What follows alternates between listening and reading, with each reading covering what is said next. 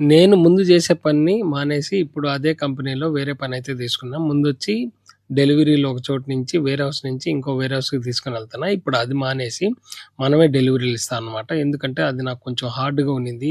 రోజు ఎక్కువ షిప్‌మెంట్‌లు తీసుకొనెళ్ళాలి. రెండోది ఆ కార్ గేర్ బండి నిస్సాన్ గదా! వ్యాను. సో, అది తోలాలంటే బాగా లెగ్ పెయిన్ వచ్చేసిందనమాట. సో, అందుకని నేను సూపర్వైజర్‌తో మాట్లాడి వేరే పనైతే తీసుకున్నా. ఇదొచ్చి డెలివరీలు. కారొచ్చి సుజుకా ఎర్టిగా ఆటోమేటిక్ బండనమాట. సో, ఎంత ట్రాఫిక్ ఉన్నా మనకైతే ఏం పెద్ద ఫరక్ పడదు.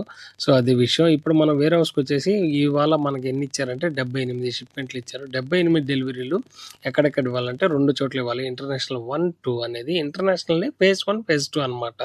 సో, మనకి ఇక్కడి నుంచి మక్తుమ్ ఎయిర్‌పోర్ట్ నుంచి బయలుదేరేటప్పుడు ఫేజ్ 2 ఫస్ట్ వచ్చేస్తది. సో, అవి ఇచ్చుకొని తర్వాత ఫేజ్ 1లో ఇవ్వాలనమాట. మనం ఇక్కడ లోడ్ చేసుకునేటప్పుడే ఫేజ్ 2 తనీగా, ఫేజ్ 1 తనీగా పెట్టుకున్నామంటే మనకి ఇచ్చేదానికి కూడా చాలా బావుంటది.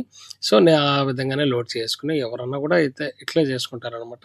సో, మా కంపెనీలో ఏంటంటే ఒకసారి మనం షిప్‌మెంట్ ఎత్తుకొని ఎళ్ళిపోయాక మళ్ళీ రిటర్న్ రాబోలేదనమాట. చాలా డెలివరీ కంపెనీల్లో మనం రిటర్న్ వచ్చి మనీ పే చేయాలి. మా కంపెనీలో మరుసటి రోజు పే చేస్తాం. ఇంకోటి ఫేజ్ 1లో నేను సెకండ్ ఫ్లోర్‌కెళ్ళా. అక్కడ డెలివరీ లేవు. ఫస్ట్ టైమ్ చూసా మిద్ది పైన విల్లాలనమాట.